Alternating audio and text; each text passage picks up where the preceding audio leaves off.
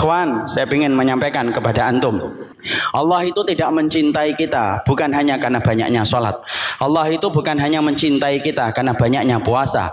Allah itu bukan mencintai kita bukan hanya karena kita banyak dan sering melakukan umrah dan melaksanakan haji. Tetapi pastikan ikhwan, sesungguhnya Allah pun mencintai kita ketika kita banyak melakukan dosa, berubah kita dan merespon perubahan, kita bertobat, kita berhijrah, kita tinggalkan lembaran kelam dan hitam yang telah kita lakukan ketika dulu melakukan kemaksiatan, berubah di hadapan Allah, maka sesungguhnya itulah tanda cintanya Allah itu datang bersama mereka yang senantiasa menyesali setiap dosa dan kemaksiatan yang dia lakukan, lalu dia berubah ketika dia mengetok pintu hijrah, karena Allah itu mencintai kita ketika bertobat dan melakukan hijrah kepadanya. Tahukah kita, tidak ada manusia di atas muka bumi ini yang bersih dari kemaksiatan, dan tidak ada manusia yang bersih dari dosa. Karena sesungguhnya kita ini makhluk yang bodoh. Yang kedua, kita ini adalah orang yang suka berbuat zalim, dan kita selalu dikelilingi oleh setan setiap waktunya dan setiap saatnya. Makanya sesungguhnya ketika kita ini adalah bodoh, ketika kita zalim, disitulah kita mendapati bahwasanya manusia itu lengket dengan segala dosa dan kemaksiatan. Tapi sebesar apapun dosa antum dan saya, kemaksiatan apapun yang kita lakukan secara diam-diam ketika di waktu malam, sebesar apapun kesalahan itu, selama kemudian kita tidak menikmati semua kemaksiatan itu, tidak tinggal pada dosa itu, tetapi kita merespon perubahan dengan kita berubah, mengetuk pintu tobat dan hijrahnya kita kepada Allah, wallah, sesungguhnya Allah itu akan mencintai kita dan memberikan keridhaannya kepada mereka yang senantiasa bertobat dan merespon perubahan dalam hidupnya. Antum tahu yang namanya ulat ketika masih nempel pada pohon, rata-rata orang ketika melihat ulat itu merasa jijik ketika melihat ulat itu. Tapi antum perhatikan ketika ulat itu mengalami proses metamorfosa, maka kemudian dia berubah menjadi kupu-kupu yang indah, menyenangkan bagi setiap orang. Rata-rata kita senang melihat kupu-kupu. Orang yang punya fitrah keindahan selalu senang ketika melihat kupu-kupu. Kenapa kupu-kupu menjadi makhluk yang dicintai oleh banyak orang? Karena mengalami proses metamorfosa. Coba kalau ulat tidak pernah mengalami proses metamorfosa, ulat tetap akan menjadi ulat dan akan dilihat dengan pandangan menjijikkan oleh sebagian orang. Tapi ketika dia mengalami metamorfosa, maka keindahannya itu menjadi luar biasa, dan itulah yang menjadikan kita paham metamorfosa saya dan antum, yaitu adalah ketika kita tahu dosa dan kemaksiatan itu menjijikkan, dan kemudian kita ingin berubah, bukan di hadapan manusia, tapi bagaimana kita berubah di hadapan Allah. Karena sesungguhnya pintunya surga itu hanya bisa salah satunya diketuk ketika kita punya modal dengan satu amal yang disebut dengan tobat dan hijrah. Antum jangan mengira surga itu diisi sama mereka yang sedikit dosanya. Pernahkah antum merenungkan apa yang disampaikan oleh Sa'id bin Zubair, Sa'id bin Musayyib, ketika beliau mengatakan, aku melihat surga justru diisi oleh para pendosa, dan aku melihat neraka justru diisi oleh mereka yang beribadah. Maka kemudian Sa'id bin Musayyib ditanya, ya Sa'id, kenapa kamu berani mengatakan bahwasanya surga diisi oleh para pendosa, dan kenapa engkau tega mengatakan bahwasanya neraka diisi oleh para ahli ibadah? Sa'id bin Musayyib kemudian berkata, da'ni, tinggalkan saya berbicara dan kemudian menjelaskan perkataan saya. Tidaklah aku melihat surga ternyata diisi oleh para pendosa, karena sesungguhnya aku menjumpai bahwasanya orang-orang yang mereka melakukan dosa, melakukan kemaksiatan, tetapi ketika mereka merespon perubahan dirinya dengan bertaubat, maka taubat mereka diterima, dan tidak ada orang yang telah diterima taubatnya kecuali kembalinya adalah ke surga. Lalu aku kemudian menjumpai orang-orang yang kemudian mereka itu ahli ibadah, tapi mereka ketika melakukan ibadah bertabur dengan riak dan sum'ah atas seluruh ibadah yang dia lakukan. Maka tidaklah satu ibadah ketika tercampur di dalamnya riak dan sum'ah, kecuali tempat bagi mereka itu adalah neraka, karena Allah adalah zat yang pantang ketika ibadah itu dicampur adukkan niatnya antara Allah dan pujian manusia. Disitulah kita ngerti ikhwan, berarti perubahan itu merupakan satu keniscayaan. Karena dan antum kalau tidak ingin kita kemudian menjadi orang yang busuk sebagaimana busuknya air ketika tidak bergerak, maka pastikan sesungguhnya kita melihat dosa kita dan kemaksiatan di hari kemarin, kita sesali, maka kemudian kita tinggalkan, karena itulah perkara yang akan mendatangkan keridhaan Allah dalam kehidupan kita. Sudahkah datang kabar kepada antum orang-orang yang mereka berdosa tetapi akhirnya bergelimang dengan keridhaan Allah? Salah satunya yang ingin saya sampaikan adalah kisahnya Ma'is bin Malik, salah satu sahabat Nabi yang melakukan tindakan besar, yaitu adalah dia melakukan zina ketika dia telah menikah. Hadis ini diriwayatkan dari jalurnya Imam Muslim.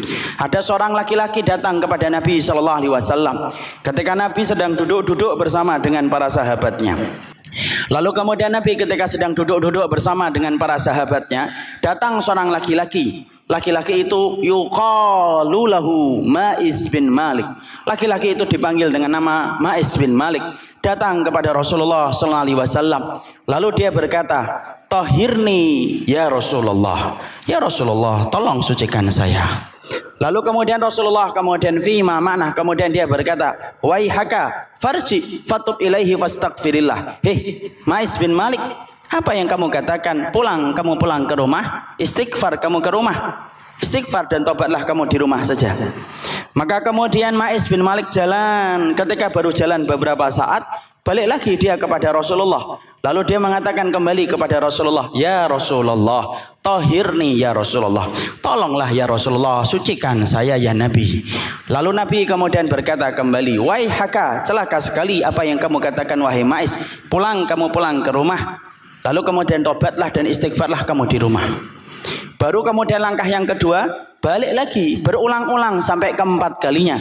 Ketika sudah datang keempat kalinya, padahal Nabi sudah 3 kali memerintahkan dia pulang untuk tobat dan istighfar di dalam rumah, barulah keempat kalinya Nabi itu bertanya, "Fima utahhiruka."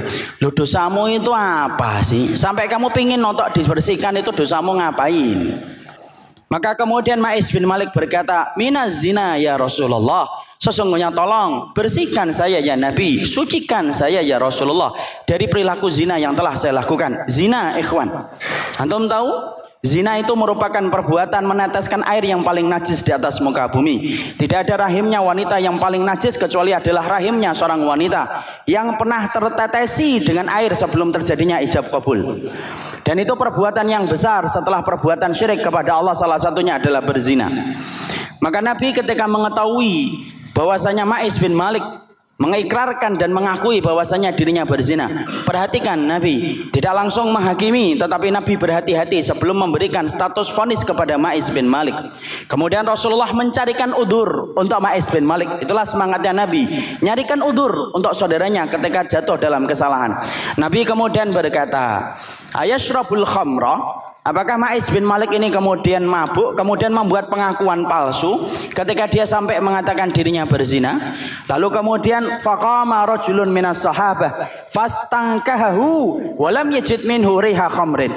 Ada seseorang laki-laki dari sahabat Nabi yang tidak disebutkan dalam riwayat tersebut berdiri istingkah. Antum tahu istingkah? Istingkah itu mencium bau mulutnya seseorang. Dicium itu kemudian mulutnya Ma'is. Lalu dia mengatakan, "Ya Rasulullah, sesungguhnya Ma'is bin Malik tidak dalam kondisi dia mabuk ya Rasulullah. Tidak ada bau khamar di dalam mulutnya." Rasulullah mendatangkan udzur berikutnya. Rasulullah kemudian mengatakan, "Ahwa majnunun." Jangan-jangan dia gila, datang ke sini membuat pengakuan palsu. Para sahabat secara aklamasi rombongan mereka serentak berkata, "Ya Rasulullah, innahu laysa bimajnun." Ma'is bin Malik berakal ya Nabi, dan dia tidak dalam kondisi gila. Rasulullah ketika mendapati itu, kemudian Rasulullah mengatakan kepada Ma'is bin Malik, "Azanaita anta?" Yakin kamu telah berzina? "Iya ya Rasulullah." "Sebagaimana timba masuk dalam sumurnya?" "Iya." "Sebagaimana celak masuk dalam tempatnya?" "Betul ya Rasulullah." Maka ketika Nabi SAW betul-betul mendapati Ma'is bin Malik berzina, sudah mengakui, semua udzur sudah diberikan Nabi, dan ternyata udzur itu kemudian tidak terbukti, maka barulah kemudian Nabi berkata kepada para sahabat, "Rajamlah dia." Dirajam. Antum tahu bagaimana hukuman rajam bagi pelaku zina untuk menggambarkan betapa beratnya zina di hadapan Allah dan betapa beratnya untuk menyucikannya. Maka kemudian digalilah lubang. Lalu kemudian dimasukkanlah kemudian Ma'is bin Malik di dalam lubang tersebut. Kemudian ditutup dengan tanah, disisakan kepalanya saja. Dipersiapkan batu untuk dipakai merajam Ma'is bin Malik yang telah mengakui dirinya bahwasanya dia itu telah berzina. Maka batu yang dipakai untuk merajam bukan batu yang gede, yang sekali dijatuhkan ke kepala langsung pecah, tapi batunya batu yang sedang. Kenapa batu yang dipakai untuk merajam bukan batu yang besar, yang sekali dijatuhkan langsung mati orang yang dirajam? Supaya orang yang dirajam itu ketika dia dirajam dengan batu yang sedang, maka dia tidak langsung mati, tapi dia merasakan sakit dari ujung rambut sampai ujung jempol kakinya, sebagaimana kenikmatan berzina dirasakan dari ujung rambut sampai ujung jempol kakinya. Dilempari batu. Singkat ceritanya, Ma'is bin Malik akhirnya meninggal dunia. Antum tahu ketika Ma'is bin Malik meninggal dunia, diambil kemudian disemayamkan. Para sahabat kemudian berbeda pendapat.